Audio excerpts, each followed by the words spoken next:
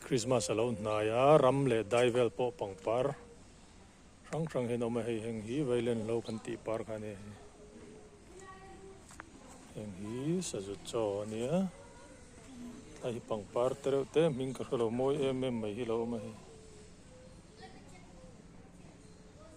ti hian deuh hi chu pangpar hi om treu zel mai ni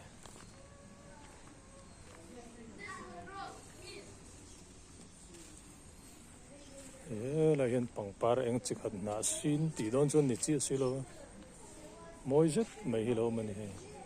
pangpar ngai ni kan thlo wa na nai hrim ngai na sin chi khat ti mai la dik mai om he chi om dan ani